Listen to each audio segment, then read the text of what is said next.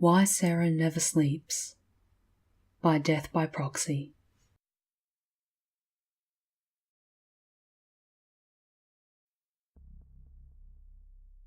There were too many doors in the upstairs hall. Sarah told her parents, but they couldn't see it. They told her not to worry. They told her there was nothing there. But there was an extra door at the end of the upstairs hall. An extra yellow door, and it didn't belong. It was the colour of disease, jaundiced and infected, with spidery black veins across its face. One perfect silver knob gleamed in its centre above a shadowy keyhole, and it didn't look right.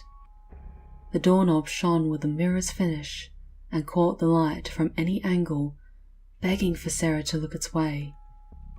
Sarah did her best to ignore it, but the door knew her name, and it whispered it when she drew near. Sarah. The door would rasp with a voice like dried leaves as tiny claws scraped against the other side.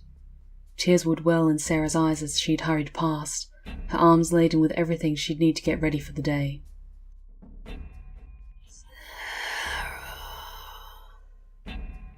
It would call again before she'd shuffled out of range and closed the bathroom door, cutting off its paper-thin wails. When she'd creep from the bathroom to head downstairs, the door's voice would follow her with a furious flurry of scraping claws and tormented howls. They lingered and gnawed in the back of her mind as she'd rush through breakfast so she could leave the house a few minutes sooner.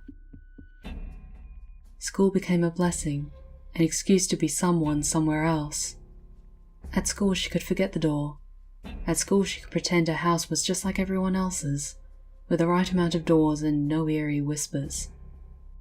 But at the end of the day, it was still waiting for her at the end of the upstairs hall, with its mirrorball knob and yellow face. She hated coming home and knowing it was there. But even more than that, she hated going to sleep, because in her dreams, she opened the door. Every night she stood before it, fighting the urge to reach out. Dread knotted her belly in anticipation of pain when her hand rose anyway to grasp the silver knob. Some nights it burned her like the driest ice.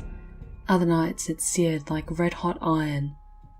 Very occasionally it did neither, instead turning and turning without ever opening the door, and she couldn't stop turning it until she woke up.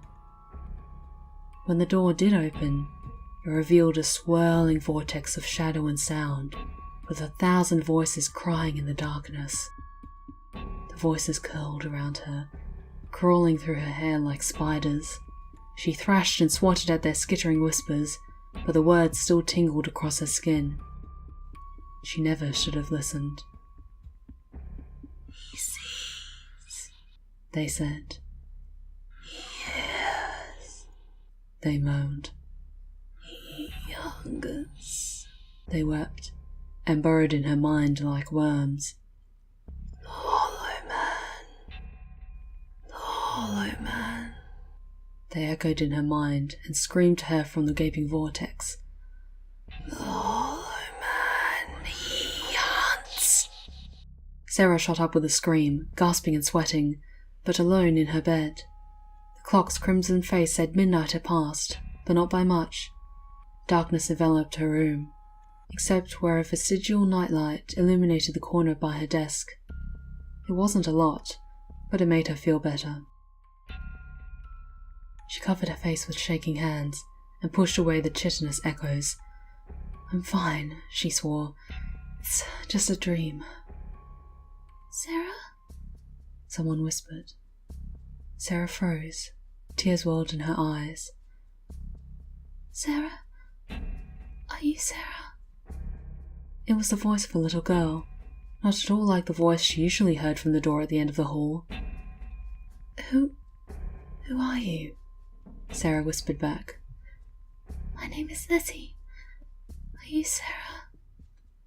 Sarah rose from her bed slowly, clutching the sweat-damp shirt she'd worn to sleep, and moved towards her bedroom door, moved to where the yellow door waited. When she stood before it, her stomach lurched. and for a moment she couldn't tell if she was going to vomit or faint. "Please," the door said in a young girl's voice. "Please, are you Sarah?"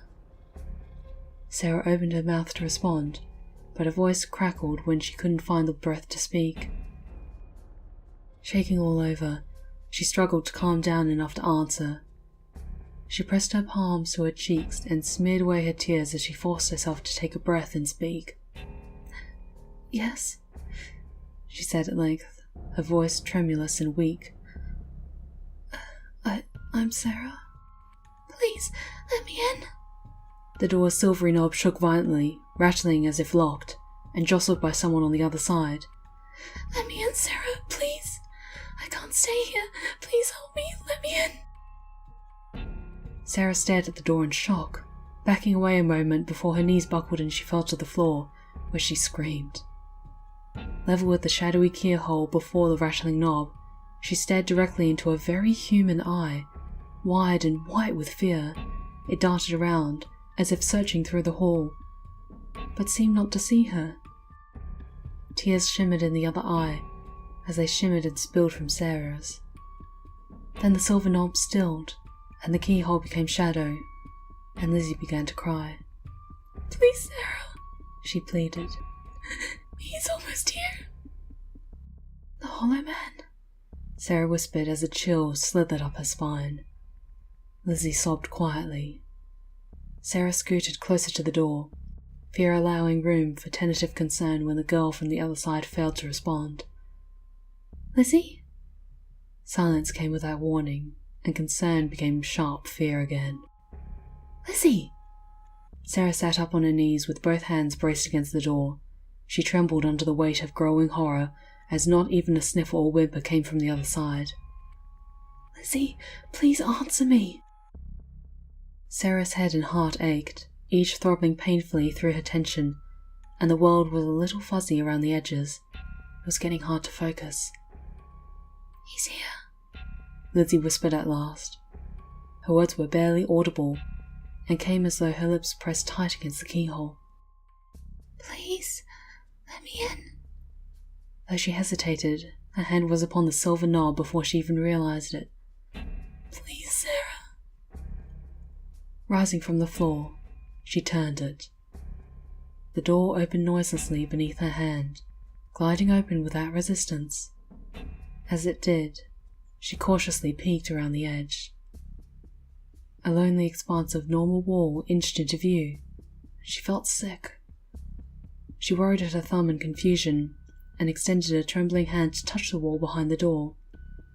It was solid and as normal as the wall at the end of the upstairs hall should be.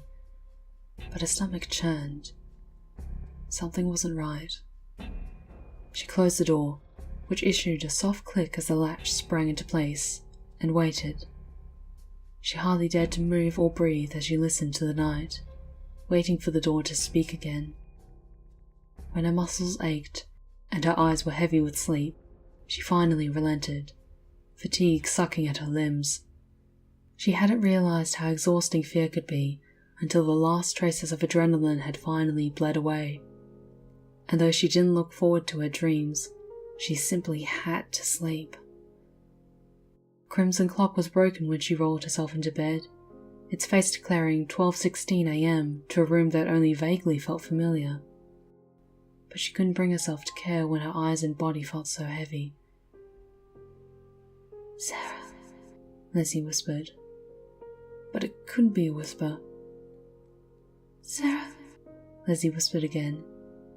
"Sarah, don't wake up." Don't wake up. But she hadn't even fallen asleep. "Don't wake up," Lizzie said, her voice echoing in Sarah's mind. Sarah frowned and rolled on her back. She didn't want to wake up. She wanted to sleep. Don't wake up. Don't wake up. Lizzie didn't need to tell her not to wake. It was the furthest thing from her mind. For a long time all was silent, and Sarah began to drift towards a strange warmth of sleep. "He's here," Lizzie whispered at last. "Please, don't wake up." Who's here? Sarah wondered as sleep pulled her further down. His hollow face, an eerie mask, with hollow voice at doors will ask to be invited in to bask above his favoured midnight task. A strange tingling worked its way up her body as Leslie recited the haunting rhyme in a disconcerting monotone. Clarity inched its way towards Sarah, slowly melting away the fog of sleep. Wasn't she still dreaming? Something was wrong. He's waiting inches from your face to be the first thing your eyes grace, but keep them shut or else embrace a hollow shell to take your place. Cold dread seized Sarah's heart with each new stanza, and she trembled with the weight of her mistake. For a moment she swore she could feel the air stir above her, stale and strangely warm against her cheeks. Don't wake up. Don't wake up. She squeezed her eyes closed, extra tight to keep them from opening, slowly surfacing from her vivid night terrors at last. The yellow door you always keep, he follows you to where you sleep. Into your room he then will creep, your life and dreams for him to reap. Lizzie's voice became little more than a breath within Sarah's mind, and a pressure lifted from her chest when the air cooled around her. What had she done? The hollow man above your bed, with hollow eyes, deep slumber fed. His hollow dreams may fill your head, but never peek, or you'll be dead. Everything was wrong. Distantly, Sarah registered the sound of her parents screaming in their room, and felt tears sliding down her cheeks. But why did they sound so far away? Mom? Sarah whispered, the sound paper thin. Dad? She rasped with a voice like dry leaves. Lizzie? She thought, probing for her presence. But Lizzie did not respond. Silence fell over the house, and Sarah knew nothing would ever be right again. From the hall outside her bedroom door, Sarah heard the soft click as the latch sprang into place, and waited. Several hours passed before she felt safe enough to open her eyes. Sunlight peeked through the curtains, and the crimson clock said it was 7:45 a.m. The yellow door, with its mirror ball knob, stared at her from the end of the upstairs hall. And Sarah knew she would never sleep again.